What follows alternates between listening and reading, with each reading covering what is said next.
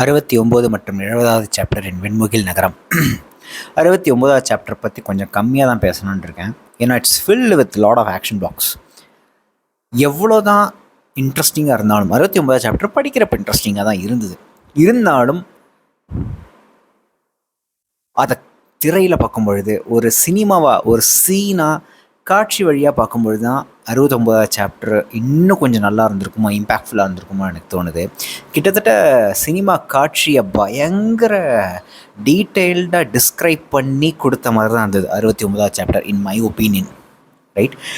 ஏன்னா அதில் கான்வர்சேஷன்ஸ் கம்மி, முழுக்க ஆக்ஷன்ஸ் தான். வெயிட் பண்ணுறது, சிக்னலுக்காக இது பண்ணுறது, அதுக்கப்புறம் கர்ணன் அவளுக்கு துரத்தி போகிறது, அப்புறம் அவனே அடிபட்டு வர்றது, புரிசிரவஸ் கிட்டத்தட்ட தொடையில் அங்கே இங்கேன்னு அம்பு குத்து வாங்கிட்டு வர்றது, இந்த மாதிரி விஷயங்கள்லாம் பார்க்குறப்போ it will be like more impactful எனக்கு தோணுது படிக்கிறத விட. But still like it was interesting.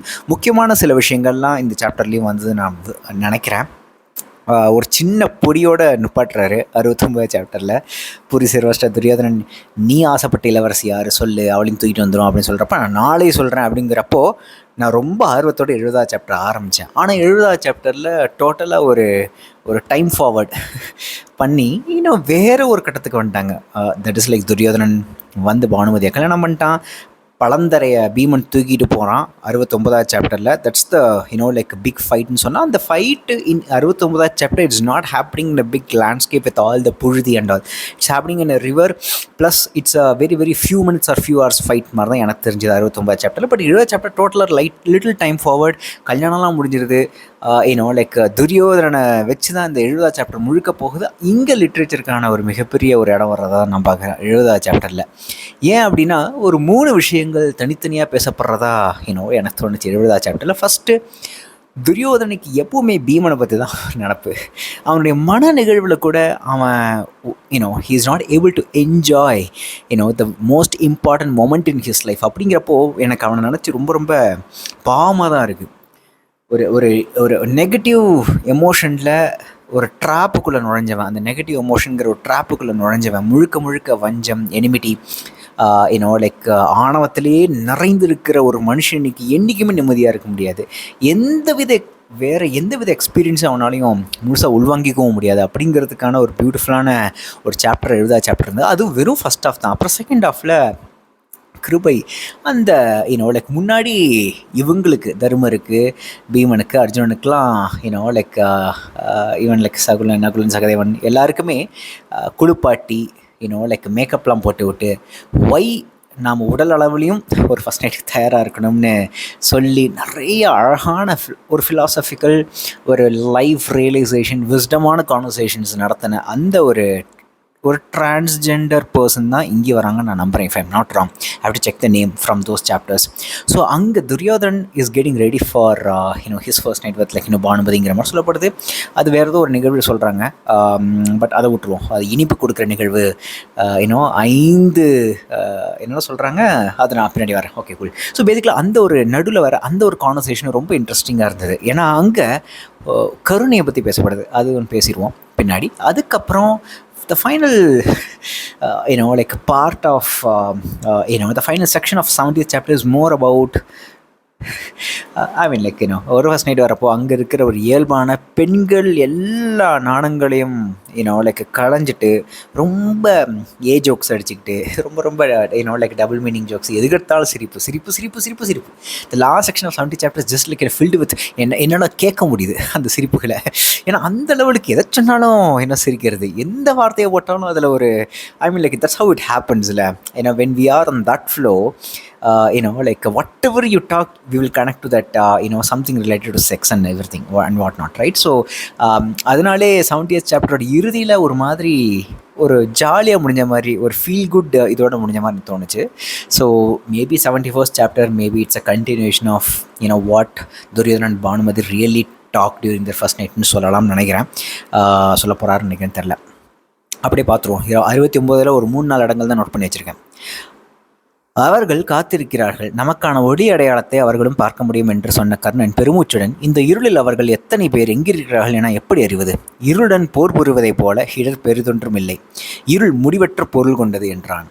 So Karnan, அதாவது கர்ணன் வந்தாலே how brilliant and smart he's அப்படிங்கிறது ஒவ்வொரு சாப்டர்லேயும் தெரிஞ்சுக்கிட்டே இருக்குது. அவன் எப்போல்லாம் ஒரு போர் காட்சியில் ஒரு போர் நடக்க போகுது, காம்பில்ய போர்லையும் எவ்வளோ தடவை படித்து நான் துரியோதனா அவசரப்படாதான்னு சொல்லிட்டு இந்த சாப்டர் 69 சாப்டருடைய ஆரம்பத்துலேயும் துரியோதனை பயங்கரமாக அவசரப்படுறான், போய் தூக்கின்னு வர வேண்டியதானே அப்படின்னு சொல்லிட்டு கொஞ்சம் கூட புத்தியே இல்லாமல். ஆனால் கர்ணன் தான் சஸ்பெக்ட் பண்ணுறான், பீமன் இங்கே தான் இருக்கான், யாரோ இங்கே இருக்காங்க, நம்மளை அட்டாக் பண்ணுறதுக்கு ரெடியாக இருக்காங்க, the news has gone to them like somehow அப்படிங்கிற மாதிரி நிறைய திட்டங்கள், நிறைய ப்ராக்டிக்கலான விஷயங்கள்லாம் பேசப்பட்டு தான் இந்த மொத்த திட்டமும் ஏற்படுத்தப்படுது.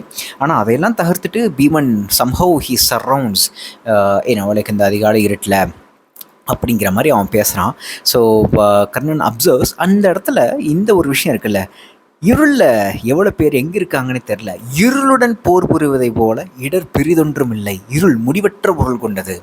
சம்ஹவ் ஐ கம்பேர் திஸ் இருடன் போர் புரிவது அப்படிங்கிறது ஒரு அன்னோன் சிச்சுவேஷனோட, ஒரு அன்சர்டைன் ஏரியாவில், ஒரு அன்சர்டைன் லைக் ஆட்களோட, ஒரு அன்னோன் ஆட்களோட அன்சர்டைன் சிச்சுவேஷன்ஸில் லைக் சண்டையிடுறது மாதிரியான ஒரு பைத்தியகாரத்தனம் சொல்ல முடியாது, இடர் அப்படின்னு சொல்லலாம், ஒரு மிகப்பெரிய ரிஸ்க்குன்னு சொல்லலாம். எனக்கு அப்படி தான் நான் புரிஞ்சுக்கிட்டேன். ஏன்னா it has like all kinds of possibilities and potential.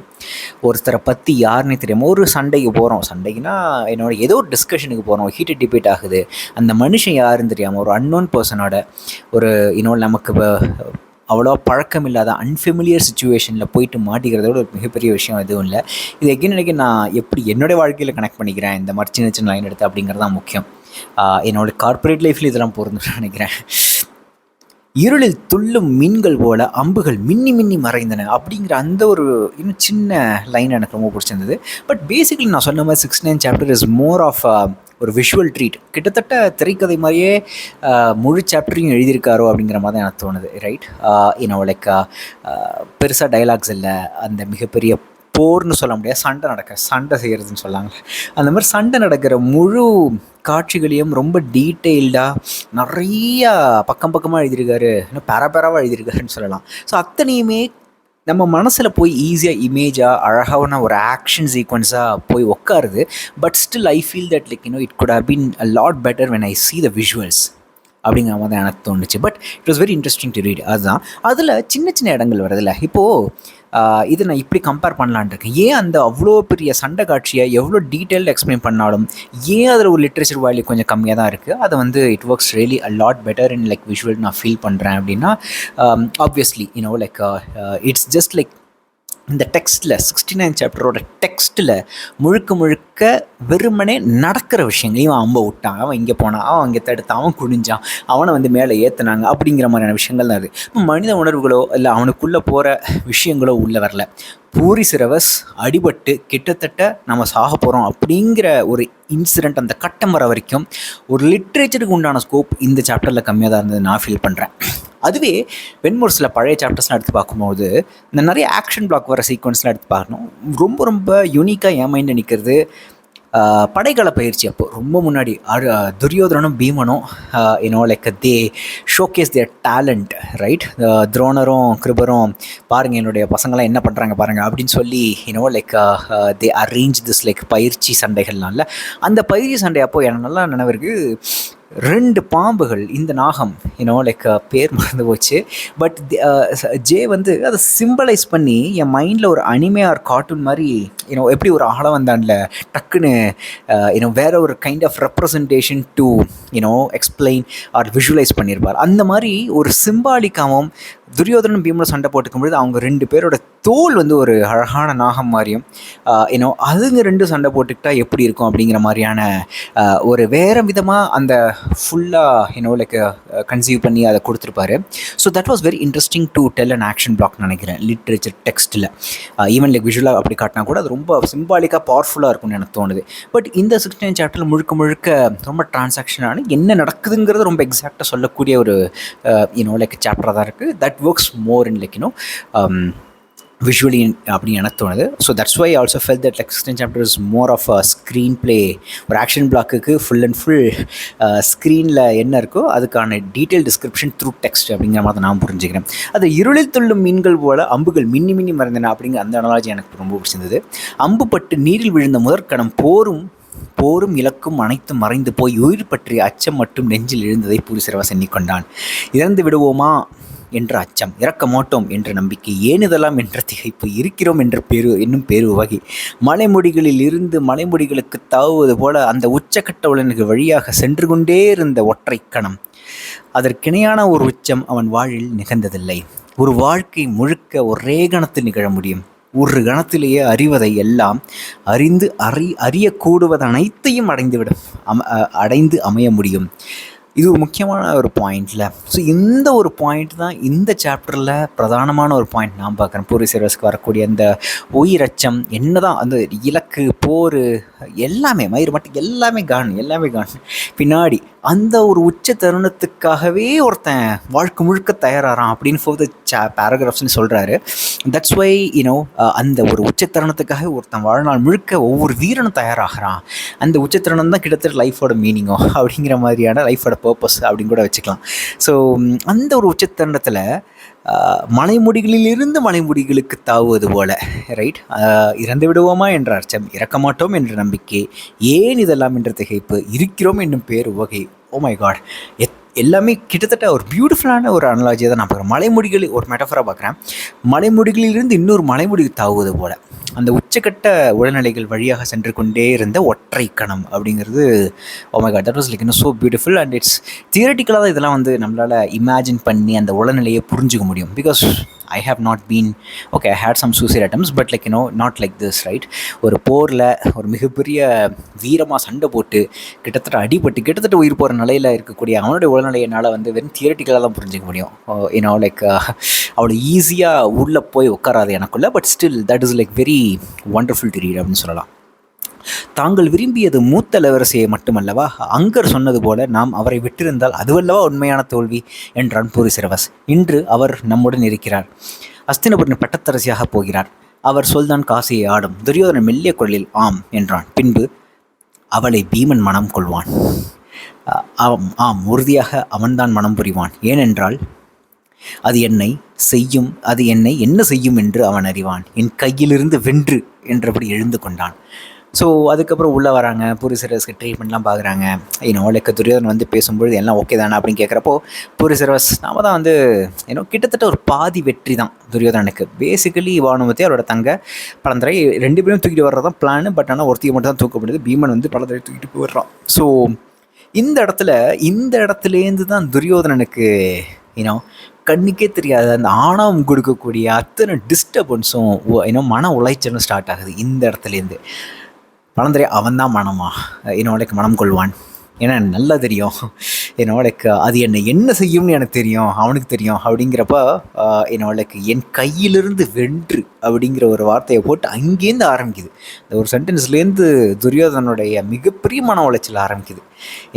we are not able to win பலந்தரை ஆஸ் வெல் அப்படிங்கிறது அவனுக்குள்ளே எப்போவுமே இருக்கிற ஒரு ஒரு ஒரு நாகிங்காக இருக்கும்னு நினைக்கிறேன். ஸோ இதோட 69 சாப்டர் முடியுது. அடுத்தது 70 சாப்டர் டக்குன்னு போவோம். பானுமதி அஸ்தினபுரியின் பட்டத்தரசி. அவள் தங்கை அப்படியல்ல, அவள் பட்டத்து இளவரசனின் இளையோனின் 2வது மனைவி. பட்டும் பொன்னும் மணியும் அரண்மனை சேடி, அவ்வளவுதான் அப்படின்னு கர்ணன் எவ்வளோ சொல்லி பார்க்குறான் துரியோதனன்ட்டு. அது இந்த 70 சாப்டர் டக்குன்னு ஃபாஸ்ட் ஃபார்வர்ட் ஒரு புது பகுதியும் ஆரம்பிக்குது. உடனே கல்யாணம்லாம் நடந்துருச்சு அப்படி அவங்களுக்கு நியூஸும் வருது. பீமன் பலந்தரை கல்யாணம் பண்ணிக்கிறான், இன்றைக்கே தான் கல்யாணம் பண்ணிக்கிறான் அப்படின்னு சொல்லிட்டு. ஆனால் அதுக்கான செலப்ரேஷன்ஸ் எல்லாத்தையும் பார்த்த உடனே தான் துரியோதனனுக்கு இன்னும் கொஞ்சம் அவனுக்குள்ளே உள்ளே எரிஞ்சிக்கினே இருக்குது. ஸோ அந்த இந்த ஒரு ஆங்கிள்லே நான் திங்க் பண்ணல ஆக்சுவலாக. எஸ், இப்போது துரியோதனனுக்கு இவ தான் the first wife, she is going to be the பட்டத்தரசி, யார்? பானுமதி. ஆனால் பலந்தரை அப்படி இல்லை. தர்மனுடைய தம்பியான பீமனுக்கு கிட்டத்தட்ட 3வது பொண்டாட்டி, 2வது மணி வீட்டில் 3வது பொண்டாட்டி. இன்ஃபேக்ட் ஏன் அப்படின்னா I think they still don't know anything about Idumbi, Karnan and his side, right? So they don't know anything about Idumbi, கடவுள் கஜன் அதெல்லாம். அதனால் he is calling here as 2வது மனைவி. ஸோ அதுவும் 2வது மனைவி அப்படின்னு சொல்லி கட்டுப்படுத்த பார்க்குறான் கர்ணன் துரியோதனனை. ஸோ நிறைய இடங்களில் துரியோதனன் கர்ணன் மேலே கொள்கிற கோபமாகட்டும், கர்ணன் துரியோதனன் மேலே கொள்கிற எரிச்சல் ஆகட்டும், எல்லாமே ரொம்ப கொஞ்சம் இயல்பாக 2 ஃப்ரெண்ட்ஸ் உண்மையிலே அவங்களுக்குள்ளே இருக்கக்கூடிய லைக் ஒரு ஃப்ரெண்ட்ஸுக்குள்ளே ஆக்சுவல் ஃப்ரெண்ட்ஸுக்குள்ளே இருக்க டைனமிக்ஸ் வந்து அங்கங்கே வெளிப்படுது ஆக்சுவலாக. That is also like very important point and note நினைக்கிறேன். It is not like like so rosy இவன் இவ்வளோ கடுப்பாரான் அங்கே தர்மன் ஒவ்வொரு போர் செய்யும் பொழுதும் சண்டை செய்யும் பொழுதும் துரியோதனோட அவசரத்தினால அவன் காண்டாரான் அப்படி பயங்கரமாக, இல்லைன்னா வந்து ரொம்ப ரொம்ப ஓவராக போகாதாரான்னு அவனை அதட்டி வைக்கிறான் கர்ணன் துரியோதனனை. அதே நேரத்தில் துரியோதனன் கர்ணன் ஏன் அப்படி பண்ணுறான்னு சொல்லிட்டு ரொம்ப எரிச்சலாகிறான், கோவமாறான். like all these things are happening between these two friends. That is like அவ்வளோ இது எகிரனுக்கு நான் சொல்கிறது, துச்சாதனன் கூடியே இருந்து பார்க்கும்பொழுது அண்ணன் உருகி வழியும் பொழுது கண்ணன் மேலே ஒரு சின்ன ஒரு சின்ன ஜெலசினஸ் வர்றதா, நம்ம அண்ணன்கிட்ட இவன் இவ்வளோ க்ளோஸாக இருக்கானே, நம்மளை தாண்டி போயிடுவானே அப்படிங்கிற மாதிரி எனக்கு அந்த ஆங்கிளில் இது வரைக்கும் வந்ததில்லை. வெண்முரசில் மேபி வருமானன்னு தெரில. But I somehow like feel that எப்போவுமே நாம் ஒருத்தவங்க கிட்ட ரொம்ப க்ளோஸாக இருக்கணும், அவங்களுக்கு நாம தான் எப்போவுமே ஃபஸ்ட்டாக இருக்கணும்னு ஒரு சின்ன சைல்டிஷான ஒரு எக்ஸ்பெக்டேஷன் இருக்கும்ல. அந்த மாதிரி எக்ஸ்பெக்டேஷன் இருக்கிறப்ப அதுக்கு போட்டி இன்னொருத்த வரும்பொழுது ஒரு குருனா மட்டும் அந்த போட்டி வந்துடுது. துரோணர்கிட்ட 3 பேர் இருந்தாங்க, அஸ்வத்தாமங்கிற பையனாகட்டும், அர்ஜுனுங்கிற ஒருத்த லைக் மிகப்பெரிய வில்வீரனாகட்டும், அதை தாண்டி லைக் கர்ணன் அப்படிங்கிற ஒருத்தனாகட்டும், ஸோ அதை தாண்டி கிளைவன் ஆகட்டும். ஸோ பேசிக்லி ஒரு குரு கிட்ட மட்டும் சிறந்த மாணவன் அப்படிங்கிற மாதிரி ஒவ்வொருத்தர்கிட்டையும் அந்த மாதிரியான ஒரு அட்டாச்மெண்ட் நம்ம எதிர்பார்ப்போம் அப்படின்னு தோணிக்கிட்டே இருக்குது ஆக்சுவலாக. என் வாழ்நாளில் இனிய தருணங்களில் ஒன்று. நான் உவகையும் பதற்றமுமாக காத்திருந்த நாள். நெற்றிரவு முழக்க நான் அவனை எண்ணியபடியே துயிலாமல் இருந்தேன். அமரவோ படுக்கவோ முடியாமல் அரண்மனை அறைகளுக்குள் நடந்து கொண்டிருந்தேன். புலரி எழுந்தபோது ஏதோ கசப்பு தான் எனக்குள் குமட்டி எழுந்தது. புறவை ஏறி காட்டுக்குள் சென்று மறைந்துவிட வேண்டும் என்ற எண்ணம் எழுந்தது. இதெல்லாம் படிக்கிறப்போ தான் oh my God, it's a lesson for even me and for lot of people. How having this ஒரு எப்படி சொல்கிறது, இதை ஒரு பகைமை, ஒரு எனிமிட்டி மைண்ட் செட் உள்ளவன் யாரோ ஒருத்தர் மேலே இவ்வளோ விருப்பம், கட்டுப்பும், வஞ்சமும், லைக் அந்த எனிமிட்டி உள்ள ஒரு ஆளால் சுத்தமாக நிம்மதியாக இருக்க முடியாது. ஹீ இஸ் மிஸ்ஸிங் ஹிஸ் ஒரு லைஃப்பில் நிகழ்க்குள்ள. சரி, எனக்கு இன்னும் கல்யாணம் ஆக போதான்னு தெரில, வானுமதி மட்டும் தான் ஒரே ஒய்ஃபானு தெரில. பட் ஆனால் எவ்வளோ முக்கியமான ஒரு தருணம். அந்த தருணத்தை கூட ஒரு மனிதனாக அவனால் உணர முடியல. அந்த ஒரு தருணத்தை எல்லாராலையும் ரொம்ப ஒரு நார்மல் மனுஷனால் உணரக்கூடிய அந்த உவகையையும் அந்த சந்தோஷத்தையும் அந்த தத்தளிப்பையும் அழகான விஷயங்களும் அவனால் உணர முடியல. இதை படிக்கிறப்போ எனக்கு வந்து உண்மையிலே எனக்கு வந்து பயமாக இருந்தது. எனக்குமே ஒரு சில ஒவ்வொரு ஃபேஸ்லேயும் ஒவ்வொரு யாரோ ஒருத்தரை நான் ரொம்ப எனிமி மாதிரி பார்த்துக்கினே இருக்கேன். இப்போ என்னுடைய ஆஃபீஸில் இருக்கிற பாஸோட பாஸ், அந்த ஆளை கண்டாலே எனக்கு பிடிக்காது, அவருக்கு என்ன கண்டா பிடிக்காது. ஸோ அந்த ஒரு லைக் ஒரு எரிச்சல் எனக்குள்ளே எப்போவுமே தினமுமே இருந்துக்கினே இருக்குது. ஸோ ஆனால் I feel that like I'm also missing lot of beautiful experience in my life, just having that negative thought அப்படிங்கிற மாதிரி எனக்கு தோணுது. ஸோ இந்த துரியோதனை பார்க்கும்போது அவ்வளோ பாவமாக இருந்தது. ஓ மை காட் அப்படின்ட்டு. அவனும் இல்லை, அவன் பீமன் வேணுனே அவன் என்ன செய்யும் என்ன அப்படிங்கிறதுக்காகவே பழந்தரையை தூக்கிட்டு போயிட்டு அவனே கல்யாணம் பண்ணி, அதுவும் இங்கே தான் அது முக்கியமான விஷயம். கர்ணன் சொன்ன மாதிரி யுதிஷ்டரனுடைய தம்பியோடைய 2வது மனைவி, அவளுக்கு என்ன பெரிய இம்பார்ட்டன்ஸ் இருந்திருக்க போகுது. நீ காசியோட ஃபஸ்ட்டு பொண்ணை கல்யாணம் பண்ணிக்கிற, அவளுடைய ரூல் தான் காசியில் இருக்கும் அப்படிங்கிற மாதிரி சொல்கிறதாகட்டும். ஆனால் அதுக்கு நேர்மாறாக துரியோதனன் அவனுக்கு மட்டுமே தெரியக்கூடிய ஒரு விஷயம், அவன் அவ்வளோ செலிப்ரேட் பண்ணியிருக்கான். She is not just going to be the second wife of Bheeman. They are trying to tell something because they have celebrated it so grand. அவ்வளோ கிராண்டாக பண்ணியிருக்கவே தேவையில்லை. யுதிஷ்டனே தேவிக்கு அவ்வளோ கிராண்டாக கல்யாணம் பண்ணல, ஒரு நாள் நிகழ்வு. ஆனால் 3 நாள் நிகழ்வாக பீமனுக்கும் பழந்தரைக்கும் ஒரு திருமணம் நிகழ்வு ஏற்பட்டிருக்கு அப்படின்னு சொல்கிறது ஒரு மிகப்பெரிய மெசேஜ் தான். அது எனக்கு அவன் பர்சனலாக கொடுக்குற மெசேஜ்னு ஒரு ஆணவத்தால் புண்பட்ட ஒரு மனுஷனால் மட்டுமே திங்க் பண்ணக்கூடிய ஒரு விஷயம். இன்ஃபேக்ட் இது அவன் கொடுக்குற மெசேஜை அவன் கரெக்டாக எடுத்துக்கிறான். கர்ணனுக்கு இதில் சம்மந்தமே இல்லைன்னு நினைக்கிறேன். அதனால தான் நீ ரொம்ப ஓவராக திங்க் பண்ணுற அப்படின்னு சொல்லிட்டு போயினே இருக்கான். பட் ஆனால் அடிப்பட்டவனுக்கு தான் தெரியும் ஆப்போசிட் உள்ள என்ன பண்ணுறான் அப்படின்னு சொல்லிட்டு. ஸோ கர்ணன், நீங்கள் உங்களை வருத்தி கொள்ள விழைகிறீர்கள் என்றான். என்ன என்றான் துரியோதனன். ஏனென்றால் நீங்கள் ஆணவம் மிக்கவர், ஆணவம் மிக்கவர்களின் வழி தங்களைத்தானே துன்புறுத்திக் கொள்வது என்றான் கர்ணன். அது அவர்களுக்கு ஒரு வகை இன்பம். துரியோதனன் மீண்டும் கோணலாக நகைத்து, நீயும் அப்படி செய்வதுண்டு அல்லவா? ஆம், ஒவ்வொரு நாளும் நான் அடையும் உச்சகட்ட உணர்ச்சி என்பது தன் வருத்தமே என்று சொன்ன கர்ணன் சிரித்தபடி, ஆகவே தெய்வங்களும் என்னுடன் ஒத்துழைத்து மேலும் துயர்களை அளிக்கின்றன என்றான். யாரு? கர்ணன். பியூட்டிஃபுல்லான கான்வர்சேஷன், எனக்கு ரொம்ப பிடிச்சிருந்தது. கிட்டத்தட்ட ஒரு மேசோகிஸ்ட் அப்படிங்கிற ஒரு கான்செப்டுக்குள்ளே தான் போகிறாரு. எவ்வளோ இது என்னமோ இந்த ஒரு திரும்ப நான் தாஸ்தேவ்ஸ்கி தூக்கி வச்சு கொண்டாட விரும்பலை. ஏன்னா crime and punishment, I am reading crime and punishment ஒரு 10 நாவல் முடிச்சிட்டேன். ஒரு மகா மட்டமான ஒரு மீடியாக்கர் நாவல் அது உண்மையிலே.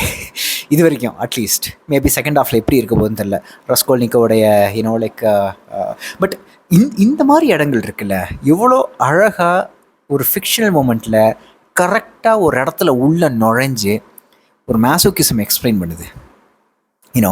ஆணவம் உள்ளவர்களுக்கு எல்லாருக்குமே தங்களைத்தானே துன்புறுத்தி கொள்வதில் ஒரு தனி இன்பம் இருக்குது அப்படின்னு சொன்ன உடனே துரியோதனனும் உனக்கு இல்லையா அர்ஜுனன் மேலே அப்படின்னு கேட்குறப்போ இருக்குது அப்படின்னு அவனும் ஒத்துக்கிட்டு கிட்டத்தட்ட ஒரு சைக்கோ அனாலிசிஸ் செஷன் மாதிரி போயிட்டுருக்கு.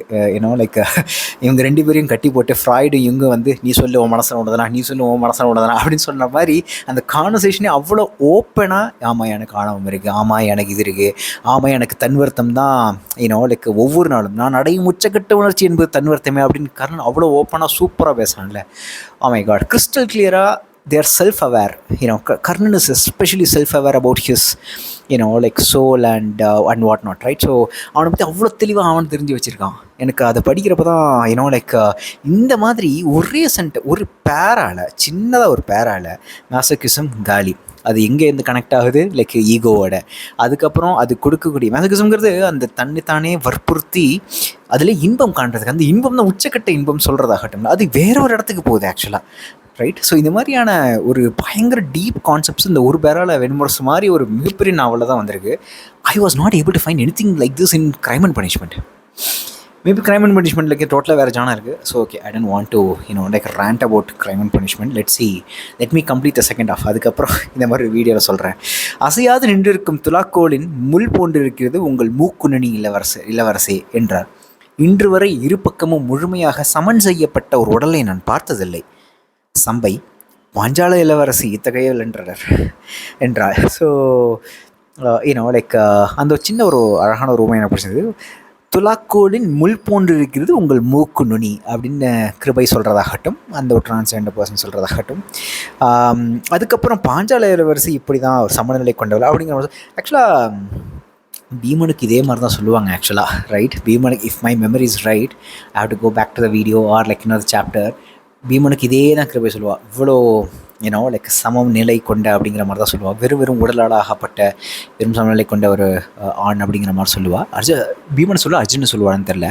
பட் ஸ்டில் லைக் பாஞ்சால இளவரசின்னு சொன்னவனா அவனுக்குள்ளே இருக்க அந்த விதிர்ப்பு, அதை ஈஸியாக கிருபை சமாளிக்கிற விதம், இவனை அன்கம்ஃபர்டபுளாக ஃபீல் பண்ண வைக்கக்கூடாதுன்னு சொல்கிறது இருக்குல்ல, நினைக்கிறது இருக்குல்ல. ஸோ சூப்பராக கிருபை வேறு மாதிரி கான்வர்சேஷனை கொண்டு போகிறாள். லைக் காசி நாட்டு இளவரசியை சற்று முன்னர் தான் கண்டோம். அணிகளில் அழகியதை அணிந்திருக்கிறார்கள். அக்கண்களில் உள்ள கருணை என்றும் உங்களை மகிழ்விப்பது இளவரசி என்றார். கருணையை கண்டு காதல் கொள்ள முடியுமா என்ன என்றான் துரியோதனன் புன்னகையுடன். கிருபை, பிழையாக நினைக்கிறீர்கள் இளவரசே. இளமையில் சில நாட்கள் மட்டுமே பெண்ணின் உடல் அழகும் சொல்லழகும் ஆணை கவர்கிறது. பின்னர் வாழ்நாளெல்லாம் அவனை காமம் கொள்ள செய்வது அவள் கண்களில் உள்ள கருணைதான். இது எனக்கான பாடம். ஆனால் எவ்வளோ அழகாக ஒரு கேப்சூல் மாதிரி சொல்லிட்டு போயிட்டே இருக்கார். இளமையில் சில நாட்கள் பெண்ணின் உடல் அழகும் சொல்லழகும் ஆணை கவர்கிறது. பின்னர் வாழ்நாள் எல்லாம் அவனை காமம் கொள்ள செய்வது அவள் கண்களில் உள்ள கருணை தான். இது இன்னும் ஓகே ஃபைன், யா ஓப்பனாக சொல்லலாம். ஸோ ரீசெண்டாக ஒரு பொண்ணுக்கிட்ட நான் பேசிகிட்டு இருக்கும் பொழுது இதே தான் நான் சொன்னேன். I need compassion with an woman. அந்த கம்பேஷன் ஒரு பெண்ணுக்குள்ளே இல்லை அப்படின்னா அந்த பெண்கிட்ட தொடர்ந்து உரையாடி லைக் திருமணம் வரைக்கும் கொண்டு போகிறதுனா நடக்காத காரியம் என்னைய பொறுத்த வரைக்கும் அப்படின்னு நினச்சேன். எங்கேயோ இந்த மாதிரி விஷயங்களை நானும் உணர்ந்திருக்கேன். இது அவ்வளோ கனெக்ட் ஆச்சு ஆக்சுவலாக. லைக் எஸ், அழகு, அவுட்லுக்கு எல்லாமே ஓகே, சூப்பர், கிரேட். அதுக்கப்புறம் அழகுன்னு இங்கே இவர் சொல்கிறத நான் எப்படி புரிஞ்சுக்கிறேன்னா, ஒரு ரொமான்டிக் கான்வர்சேஷன் ஆகட்டும், அழகான லைக் வார்த்தைகளை போட்டு தன்னுடைய உணர்வுகளை சொல்கிறதாகட்டும், இன்டலெக்சுவல் ஆகட்டும், எல்லாமே ஒரு அழகுன்னு கூட வச்சுக்கலாம், ரைட்? பட் அதையும் தாண்டி நான் எதிர்பார்க்குறது உண்மையிலே ஒரு பெண்கிட்ட ஒரு அந்த கம்பேஷன் தான். அது சூப்பராக கிருபை பின்னர் வாழ்நாளெல்லாம் அவனை காமம் கொள்ள செய்வது அவள் கண்களில் உள்ள அந்த கருணை தான் அப்படின்னு சொல்கிறது இருக்குல்ல. அதில் ஃபஸ்ட்டு துரியோதனன் புரியவே இல்லை, அது எப்படி கருணை கண்டு காதல் கொள்ள முடியுமா என்ன அப்படின்னு சொல்கிறதாகட்டும். ஒரு லைக் உண்மையிலே எனக்கு என்னமோ அந்த கருணை உள்ளம் கொண்ட பெண்கள் மேலே ஈஸியாக ஒரு ஈர்ப்பு வரக்கூடிய ஆணாகத்தான் நான் இருந்திருக்கிறேன் ஆக்சுவலாக. Even at the initial stage it doesn't NEET like இந்த இடத்துல கிருபை சொல்கிறது ஒரு ஆணை பிள்ளைகளை பெற்று அவள் வயதாகும் பொழுது கூட அவள் மேலே இன்னும் அதிகமான காமம் கொள்ள செய்கிறது அந்த கருணை தான் அப்படின்னு சொல்கிறா. பட் எனக்கு அது அந்த இடத்துல மட்டும் கொஞ்சம் லைட்டாக ஐ டிஃபர் ஆக்சுவலாக somehow the compassion is something like it's what like most important to me actually. முதலில் உங்கள் தந்தைக்கும் பிறர் பின்னர் ஆசிரியருக்கும் அதை மானுடன் கடமை எனலாம். நிகராகவே நீங்கள் இளையோன் துச்சாதனருக்கு கட்டுப்பட்டவர். துரியோதனன் எங்கெல்லாம் யார் யாரெல்லாம் கட்டுப்பட்டவன் அப்படிங்கிறத கிருபை சொல்கிறான். துரியோதனன் நானா என்றான். சொல்லுங்கள், இது நாள் வரை எத்தனை முறை அவரிடம் சிறந்திருக்கிறீர்கள்? துரியோதனன் தலைத்தாழ்த்தி ஆம், அவனிடம் என்னால் சினம் கொள்ள முடியாது. அவன் முகம் எனக்குள் கனிவை சுரக்கச் செய்கிறது. ஆகவே அவன் விழிகளை நான் பார்ப்பதில்லை என்றான். இந்த இடம் எனக்கு ரொம்ப ஷாக்கிங்காக இருந்தது. இதுக்கு கொஞ்சம் முன்னாடி சீன் அவன் ரெட் வைன் மாதிரி லைக் சிறுத்தை தோல் குருதி சிறுத்தை தோல் அணிந்தவனின் குருதி, அந்த ஒரு அழகான ஒரு மது வகை ரைட். அந்த மதுவை குடிச்சிட்டு கிட்டத்தட்ட சொக்கி மயக்கி விழுறான். துச்சாதனை டிஸ்டர்ப் பண்ணுறப்போ என்ன இது நிகழ்வு இருக்குது வாங்க, சடங்கு இருக்குது வாங்க அப்படின்னு சொல்கிறப்போ அடப்போடா அதெல்லாம் நாளைக்கு தான் போ அப்படிங்கிற மாதிரிதான் சொல்கிறான். ஆனால் உடனே சரி ஓகே இரு வரேன், ஏவல் நான் வர சொல்லு அப்படின்னு சொல்லிட்டு உடனே சமாதானமாக போகிறான் துரியோதனன். அதாவது லைக் கர்ணனுக்கு கட்டுப்பட்டவன், தந்தைக்கு கண்டிப்பாக கட்டுப்பட்டவன், கிட்டத்தட்ட சகுனிக்குமே கட்டுப்பட்டவன் தான் துரியோதனன் இல்லையான்னு ஆடனோ லைக் இந்த இடத்துல கிருபை சொல்கிற துரியோதனன் யாருக்கெல்லாம் கட்டுப்பட்டவன் அப்படின்னு கிருபை சொல்கிற ஆட்களில் Shakuni is missing actually. Like மானுடன் அதுன்னு தந்தைக்கும் பின்னர் ஆசிரியருக்கும் கட்டுப்பட்டவர்கள். S correct. மானுடன் கடமை அதை மானுடன் கடமை எனலாம். நிகராகவே நீங்கள் இளையோன் துச்சாதனுக்கும் கட்டுப்பட்டவர் அப்படின்னு சொல்கிறப்ப தான் எனக்கு கொஞ்சம் ஷாக்கிங்காக இருந்தது ஆக்சுவலி. துச்சாதனை எப்படி ஆனால் துச்சாதன்ட்டு அவன் ஏன் கட்டுப்பட்டவன் அப்படின்னா ஒரு அந்த கனிவு, அந்த ஒரு பாவப்பட்ட ஒரு விஷயம். நம்ம பின்னாடியே சுற்றிட்டு இருக்கிற ஒரு ஆள்கிட்ட நம்ம ரொம்ப கோவப்பட முடியாது. கோவப்பட்டோம்னா நம்மளுக்கு தான் கில்ட்டி ஃபீல் வரும்.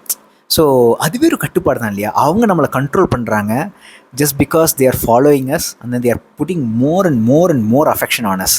So giving more and more affection is actually a kind of control on the other person கூட சொல்லலாம்.